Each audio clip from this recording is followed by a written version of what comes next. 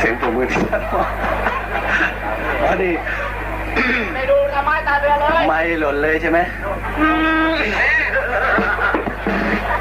ไปวันนู้นไปเที่ยวบ้านกลับผมมีอยู่เพลงเดียวทั้งคืนกูรับผมไรก่อนไม่ได้ไงวะนี่สอนชัยเหรอ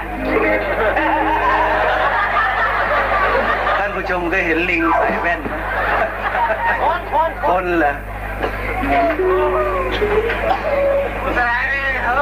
ครับ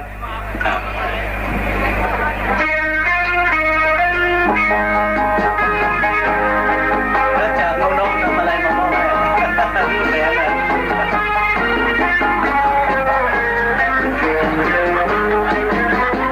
มาน้องมาน้องมาสัญญากันใหม่โปรดคืนกันเรื่องอะไรมารักกันใหม่ละน้องน้องมารักกันเหมือนโอ้แม่เตยบ้านนาเชื่ออะไรเขาบอกเขาหลอกเพราะเขาอิจฉาหากแม้พี่มีแฟนใหม่หากแม้พี่มีแฟนใหม่ให้ยิงให้ตายล้นจ้า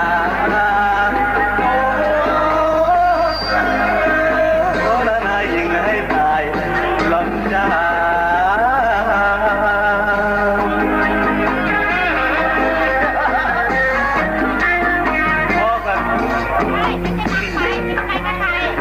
ครับจากน้องสาวนำมาลัยมามอบให้นะครับอยากได้เดี๋ยวลงไปสิไม่ไหวมั้งทำไมอ่ะมหากรรมตีนเลยเดี๋ยวจะพูดโคราชนั่นแล้วโอ้ยโคราชบ้านเองเลยบ้านเองไม่ใช่บ้านข้าเนี่ยเป็นภาษาโคราชเด็กเขาจะชักว่าวครับอันนี้ก็ถ่ายไปเรื่อยๆแล้วชุดไหนสวยก็ถ่ายเดี๋ยวกูได้ออกทีวีวิดีโอวีโอพยายามลืมตามั่งเวลาพูดไป